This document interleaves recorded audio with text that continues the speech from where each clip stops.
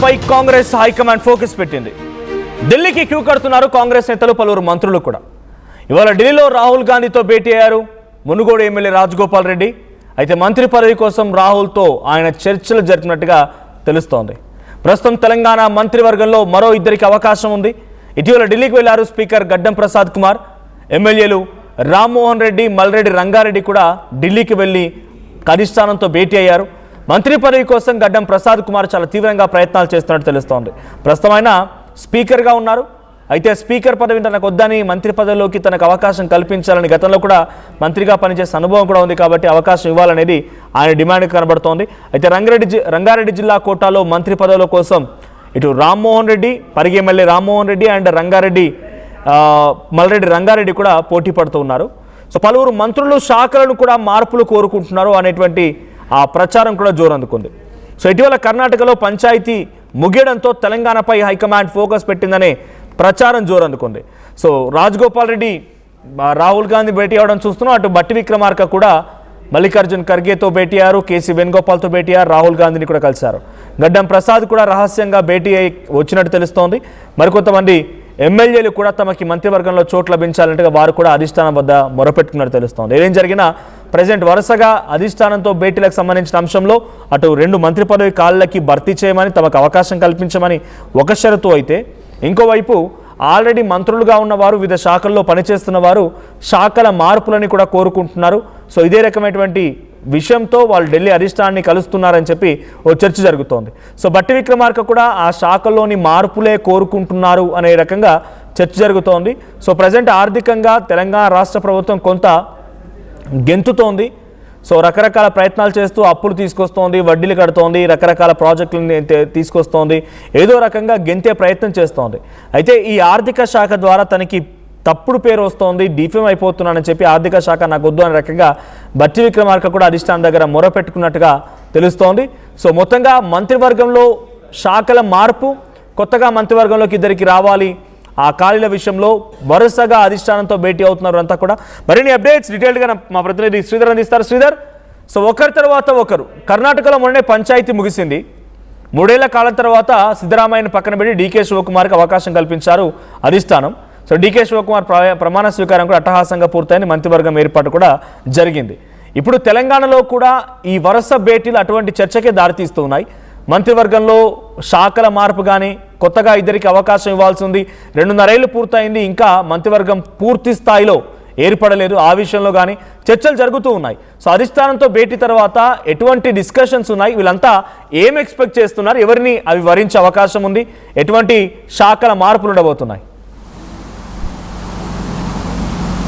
Plus మనం డెఫినెట్గా నేతలు ఎవరు వెళ్ళినా కూడా ఇప్పుడు వెళ్ళినటువంటి నేతల లిస్ట్ ఇందాక మీరు చదివినట్టు ఖచ్చితంగా కూడా వీళ్ళందరూ కూడా మంత్రి పదవి ఆశిస్తున్నారు. క్యాబినెట్లో ఉండాలని చెప్పి బలంగా కోరుకోవడం కాకుండా దానికి అనుగుణంగా కూడా అడుగులు వేస్తున్నటువంటి పరిస్థితి క్లియర్ కట్గా అనిపిస్తుంది. ఒకవైపు అధిష్టానానికి సంబంధించి అధిష్టానాన్ని కలుస్తూ తమకు ఉన్నటువంటి అనుకూలతలు ఏంటి, తమకు ఉన్నటువంటి ఎక్స్పీరియన్స్ ఏంటి, ఎందుకు మంత్రివర్గం అడుగుతున్నామన్న డిస్కషన్, వాటికి సంబంధించినటువంటి పూర్తి స్థాయిలో వాళ్ళకి సంబంధించినటువంటి డేటా అంతా అధిష్టానంకు ఇస్తున్నట్టు సమాచారం. మొన్న చూసాం, అటు గడ్డం ప్రసాద్ కుమార్ కానివ్వండి, అంతకుముందు రామ్మోహన్ రెడ్డి కానీ, మల్రెడ్డి రంగారెడ్డి కానీ, ఈవెన్ బట్టి విక్రమార్క సైతం కూడా అధిష్టానంతో భేటీ అయ్యారు. తాజాగా ఈరోజు మునుగోడు ఎమ్మెల్యే రాజగోపాల్ రెడ్డికి సంబంధించినటువంటి అంశంలో ఆయన భేటీ అయ్యారు. రాహుల్ గాంధీతో భేటీ అవ్వడం కాకుండా రాష్ట్రంలో ఉన్నటువంటి పరిస్థితులు కానివ్వండి, తనకు మంత్రివర్గం సంబంధించినటువంటి అంశాన్ని కూడా అధిష్టానం దృష్టికి తీసుకెళ్లినట్టు సమాచారం. గతంలో చూసాం, అటు ఎంపీ ఎన్నికల సమయంలో కూడా అటు రాజగోపాల్ రెడ్డికి, అటు క్లియర్ కట్గా కూడా ముఖ్యమంత్రి రేవంత్ రెడ్డి అక్కడ ఉన్నటువంటి స్థానిక ఎంపీని గెలిపిస్తే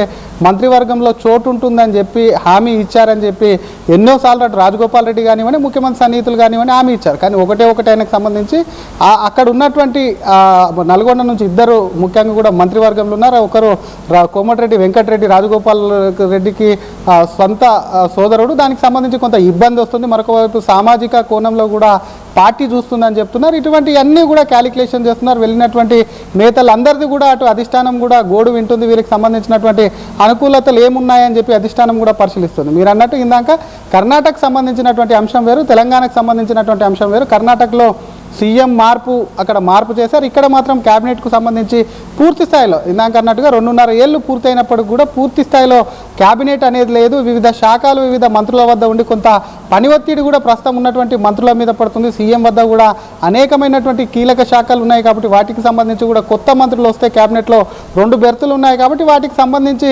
సరైనటువంటి నేతలను కూడా ఎంపిక చేసి ఆ శాఖలు ఇవ్వాలని మరికొంతమందికి సంబంధించి కూడా షఫ్లింగ్ కూడా జరుగుతుందని పార్టీ అటు కాంగ్రెస్ పార్టీలో పెద్ద ఎత్తున చర్చ అయితే జరుగుతుంది. ఎందుకంటే కాంగ్రెస్కు సంబంధించినటువంటి అంశంలో ఎన్నికలకు 2.5 ఏళ్ళు అయింది. మరి 2.5 ఏళ్ళు రాబోయేటువంటి రోజుల్లో జెడ్పీటీసీ, ఎంపీటీసీ, జిహెచ్ఎంసీ వంటి మిగతా మున్సిపల్ కార్పొరేషన్ల ఎన్నికలు ఉన్నాయి కాబట్టి వీటన్నిటికీ అనుగుణంగా కూడా నాయకత్వం కూడా ఆలోచించి ఇచ్చేటువంటి ఛాన్స్ ఉంటుందని చెప్పి కాంగ్రెస్లో చర్చ జరుగుతుంది. మరొక పక్కన కర్ణాటక సంబంధించినటువంటి అంశంలో కొంత చూసామట కర్ణాటకలో కొంత వ్యతిరేకత వస్తుంది. దానికి సంబంధించి కొంత గందరగోళం జరుగుతుంది.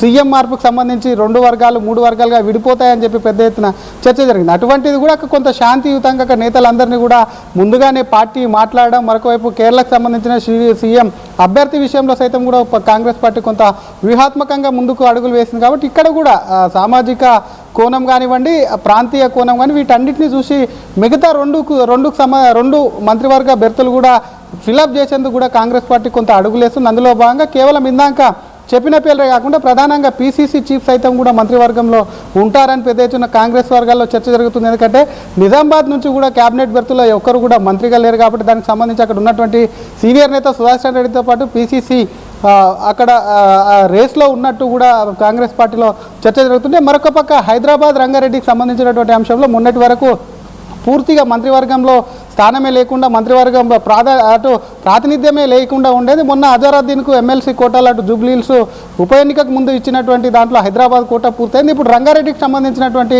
అంశంలో ఉంది కాబట్టి రంగారెడ్డికి సంబంధించిన అంశంలో గతంలో చూసాం రంగారెడ్డి ఎన్నోసార్లు కూడా తనకు ఒకవేళ సామాజిక అంశమే కూడా ప్రధాన సమస్య అయితే తనకు రాజీనామా చేస్తాను అక్కడ ఒక బీసీని కానివ్వండి నిలబెడతాను, ఆయనకే మంత్రివర్గంలో చోటు ఇవ్వాలి. అసలు ఈ జిల్లాకు సంబంధించి గతంలో అనేక మంది మంత్రులు ఉంటుంటారు కాబట్టి ఇప్పుడు ఈ జిల్లాకు మంత్రివర్గంలో చోటు లేకపోవడం అనేది కూడా చాలా బాధాకరం అంటూ చేసినటువంటి ఆర్ట్స్ కామెంట్స్ కూడా విన్నాం మనోజ్. మరొక పక్కటు ఆయనతో పాటు గతంలో మంత్రిగా పనిచేసిన అనుభవం ప్రస్తుతం స్పీకర్గా ఉన్నటువంటి గడ్డం ప్రసాద్ కుమార్ సైతం కూడా ఒకవైపు మంత్రివర్గంలో చోటు ఆశిస్తున్నారు. స్పీకర్గా తను సంతృప్తిగా లేనట్టు క్లియర్ కట్గా కూడా కనిపిస్తున్నటువంటి పరిస్థితి ఉంది. ఇంకో నేత అటు పరిగి ఎమ్మెల్యేగా ఉన్నటువంటి రామ్మోహన్ రెడ్డి సైతం కూడా తను సీనియర్ నాయకుని కాంగ్రెస్ పార్టీ కష్టపడ్డానంటూ కూడా కాంగ్రెస్ అధిష్టానం వద్ద వివరించుకున్నట్టు సమాచారం. ఆయన సైతం కూడా తను కూడా రేస్లో ఉన్నట్టు చెప్తున్నారు. కానీ ఇప్పటికే ఉన్నటువంటి మంత్రివర్గంలో రెడ్డి సామాజిక వర్గం ఎంతున్నారు, బీసీలు ఎంతున్నారు, ఎస్సీ ఎస్టీలకు సంబంధించినటువంటి అంశంలో కూడా ఎంతమంది ఉన్నారా అని ఈ కోణాలన్నీ మహిళకు సంబంధించినటువంటి ఎందుకంటే ఈ మహిళా రిజర్వేషన్ బిల్లు మీద సైతం కూడా పెద్ద ఎత్తున దేశవ్యాప్తంగా చర్చ జరుగుతుంది కాబట్టి వీటన్నిటిని ఆలోచించి పార్టీ ముందుకు వెళ్ళాలి. ఖచ్చితంగా కూడా వీటన్నిటి కోణంలో ఇస్తేనే కాంగ్రెస్ మీద ఎలాంటి విమర్శలు లేదంటే దేశవ్యాప్తంగా బీజేపీపై చేస్తున్నటువంటి విమర్శలు ఏవైతే ఉన్నాయో బీసీల అంశంలో కానీ బీసీ రిజర్వేషన్ల అంశం కానీ మరొక పక్క మహిళా రిజర్వేషన్ సంబంధించిన బిల్లు మీద వీటన్నిటి మీద కూడా కొంత మరోవైపుగా అటు పార్టీలో ప్రభుత్వంలో ఇప్పటి వరకు తమకు ప్రాతినిధ్యం లేదు, పెద్దగా లంబాడీస్కి ఎక్కువగా ప్రాతినిధ్యం లేదని, బంజారాస్కి ప్రాతినిధ్యం లేదని బాలు నాయక్, రామచంద్ర నాయక్ లాంటి వాళ్ళు కూడా తమకు కూడా అవకాశం కల్పించాలని కొన్ని సందర్భాల్లో మాట్లాడిన పరిస్థితి. సో అటు బాలు నాయక్ చాలా గట్టి ధీమాతో ఉన్నారు, ఎలాగైనా మాకు ప్రకారంగా ఇవ్వాల్సిందే, మాకు ప్రాతినిధ్యం లేదు, గతంలో ఇచ్చారన్నట్టుగా వాళ్ళు మాట్లాడుతున్నారు. ఇదే తరుణంలో అటు బీసీలు ఎంత శాతంగా ఉన్నాము, 42% రిజర్వేషన్ అమలు చేయలేదు, ఎలక్షన్స్ అయిపోయాయి, సర్పంచ్లుగా, కౌన్సిలర్గా, కార్పొరేటర్గా, మేయర్లుగా మీరు అనుకున్న స్థాయిలో రిజర్వేషన్ కల్పించలేకపోయారు కాబట్టి బీసీలో నుంచి మరొకరికి అవకాశం కల్పించాలి, ముఖ్యంగా యాదవ సామాజిక వర్గం నుంచి అవకాశం కల్పించాలి. యాదవ మున్నూరుగా ప్రతి ప్రభుత్వంలో కూడా ఈ 2 సామాజిక వర్గాలు కొంత కీలకంగా ఉన్నాయి గత కేసీఆర్ ప్రభుత్వంలో. సో ఇద్దరు కూడా పట్టుబడుతూ ఉన్నారు. వీళ్ళందరినీ కాదని అటు మునుగోడుకు సంబంధించిన ఎమ్మెల్యేగా ఉన్నటువంటి రాజగోపాల్ రెడ్డిని అవకాశం కన్సిడర్ చేయాలన్నా, మల్రెడ్డి రంగారెడ్డినో లేకపోతే రామ్మోహన్ రెడ్డిని కన్సిడర్ చేయాలన్నా పరిస్థితి ఉంటుందా? ఎందుకంటే ఆల్రెడీ రెడ్డి సామాజిక వర్గానికి సంబంధించిన దాంట్లో పొంగులేటి శ్రీనివాసరెడ్డి, ఉత్తమ్ కుమార్ రెడ్డి, రేవంత్ రెడ్డి, ఇంకా చాలామంది ఆ సామాజిక వర్గానికి సంబంధించిన కోమటిరెడ్డి వెంకటరెడ్డి ఆల్రెడీ 4 ఉన్నారు. సో ఇప్పుడు వీళ్ళందరినీ కన్సిడర్ చేస్తూ మరో ఇద్దరికి లేదా ఒక్కరికి అవకాశం కల్పించినా కూడా డెఫినెట్గా రేవంత్ రెడ్డికి ఒక మార్క్ పడే అవకాశం ఉంది. ఈ క్యాల్కులేషన్లో ఏ రకంగా ఉండబోతోంది? ఆ 2 స్థానాలని బంజారా లేకపోతే లంబాడీలకి, బీసీలని కాదని వీళ్ళకి కేటాయించే అవకాశం ఉందా? ఆల్రెడీ అటు ఎస్సీ సామాజిక వర్గం నుంచి కూడా దామోదర్ రాజనరసింహ, బట్టి విక్రమార్క, అడ్డూరు లక్ష్మణ్ కుమార్ అండ్ వివేక్ 4 ఉన్నారు. సో ఇప్పుడు గడ్డం ప్రసాద్ కుమార్ ఆల్రెడీ స్పీకర్గా మంచి పొజిషన్లో ఉన్నారు, ఆయన కూడా పట్టుబడుతున్నారు. అంటే మంత్రివర్గంలో కానీ తీసుకోవాలనుకున్నప్పుడు ఇంకెవరైనా తొలగించాల్సిందే, లేదంటే అటువంటి ఆప్షన్ ఉండదు. సో ఇంతమందిని ఏ రకంగా అలాట్ చేయబోతున్నారు, ఏ రకంగా క్యాల్కులేట్ చేసి లోపల తీసుకోబోతున్నారు మంత్రివర్గంలోకి? లేదు ఇటు బంజారా లేకపోతే బాలు నాయక్, రామచంద్ర నాయక్ అండ్ బీసీకి సంబంధించి ఏ రకంగా ఉండబోతోంది? యాదవ, మున్నూరు కాపు వీళ్ళు ఎలా క్యాల్కులేట్ చేస్తారు?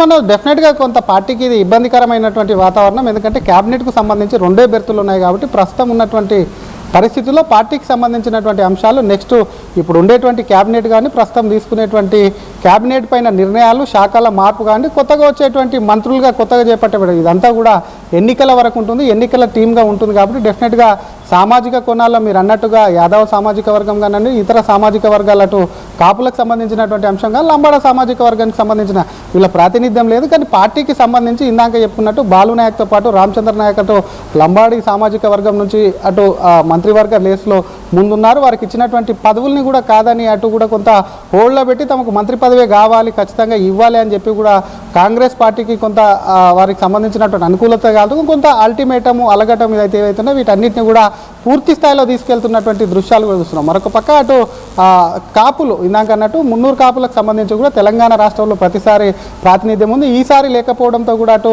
ప్రభుత్వ విప్పుగా ఉన్నటువంటి ఆదిర్ శ్రీనివాస్ సైతం కూడా కొంత తనకు మంత్రి పదవి వస్తుంది, తను ఉన్నటువంటి ప్రస్తుతం ఉన్నటువంటి నేతల్లో తనకు ఉన్నటువంటి అనుకూలతలకు సంబంధించి తను ధీమాగా వ్యక్తం చేస్తున్నటువంటి పరిస్థితి ఉంది. మరొక పక్క యాదవ సామాజిక వర్గానికి కూడా పెద్ద ఎత్తున గత ప్రభుత్వంలో కానీ అంతకుముందు ప్రభుత్వంలో కానివ్వండి చాలా కీలకమైనటువంటి శాఖలు ఉన్నాయి. కాబట్టి ప్రస్తుతం డామినేటింగ్ ఉన్నటువంటి బీసీలో కొంత డామినేటింగ్ ఉన్నటువంటి ఈ కులాలకు సంబంధించినటువంటి అంశంలో డెఫినెట్ కూడా ప్రభుత్వం ఆలోచిస్తుంది. ఇందాక మీరు అన్నట్టుగానే రెడ్డి సామాజిక వర్గానికి చెందినటువంటి అనేక మంది ఉన్నప్పటికీ కోమటిరెడ్డి రాజగోపాల్ రెడ్డి ఒకటే తనకు పార్టీ మాట ఇచ్చింది కాబట్టి తన మాట పార్టీ నిలబెట్టుకోవాలి, మాట ఇచ్చినప్పుడు తెలీదా అంటూ కూడా కొంత పార్టీని కానివ్వండి పార్టీ నేతల్ని కూడా ప్రశ్నిస్తున్నటువంటి పరిస్థితి ఉందని చెప్పి కూడా కాంగ్రెస్ పార్టీలో పెద్ద ఎత్తున గుసగుసలాడుతున్న ఒకానొక సమయంలో సోదరుడు అయినటువంటి కోమటిరెడ్డి బ్రదర్స్గా ఉన్నటువంటి వెంకటరెడ్డిని తీసేసి రాజగోపాల్ రెడ్డికి ఇస్తారన్న ప్రచారం కూడా జరిగింది. అందులో భాగంగా కొంత కోమటిరెడ్డి సైలెంట్ అయ్యాడని చెప్పి కూడా కాంగ్రెస్ పార్టీలో పెద్ద ఎత్తున ప్రచారం జరిగింది. కానీ పార్టీ కూడా దాన్ని ఖండించింది. కొంత కోమటిరెడ్డికి సంబంధించినటువంటి అంశాలు పార్టీ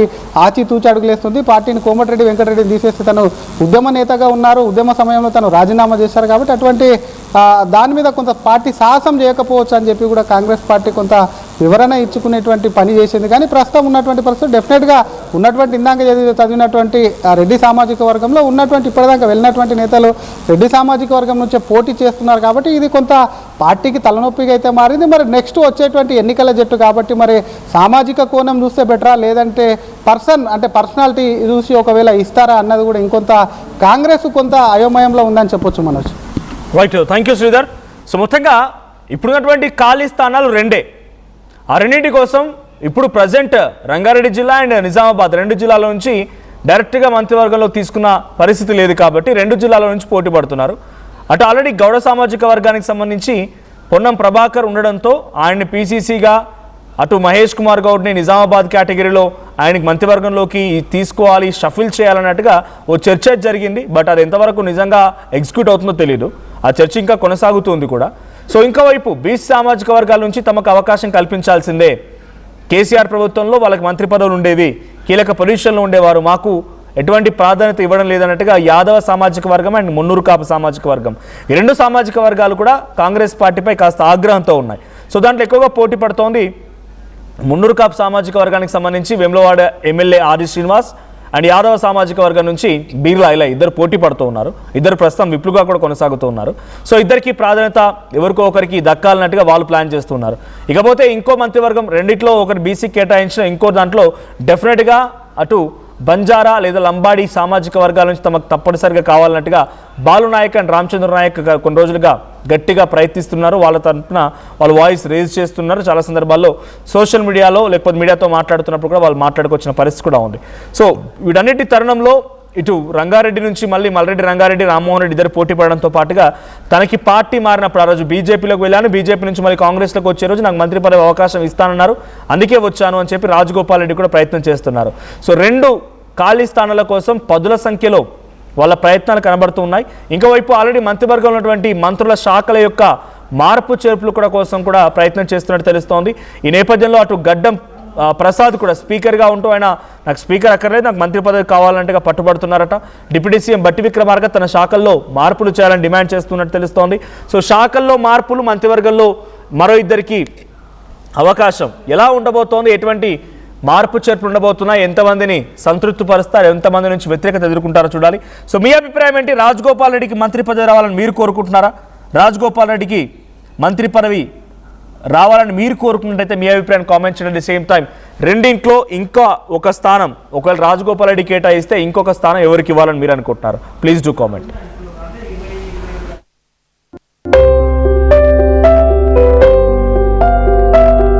చిన్న చిన్న ఆనందాలు 35 ఏళ్లుగా నా జీవితంలో లేవు. 35 ఏళ్లుగా నేను డైపర్లలో బ్రతికాను. 6 సెంటీమీటర్ల ఫిస్టులా నా మూత్రాశయంలో లీకు కారణమైంది. ఎవరూ నాకు సహాయం చేయలేకపోయారు. ఏఐఎన్యూలో వైద్యులను కలిసే వరకు అక్కడ వారు రోబోటిక్ శస్త్రచికిత్సతో నాకు పరిష్కారం ఇచ్చారు. వారు నా ఆత్మవిశ్వాసాన్ని కూడా తిరిగిచ్చారు. Precision Care makes it possible. The Center for Robotic Surgery at AINU. At KL, we help you turn your interests into skill sets. KL deemed to be university.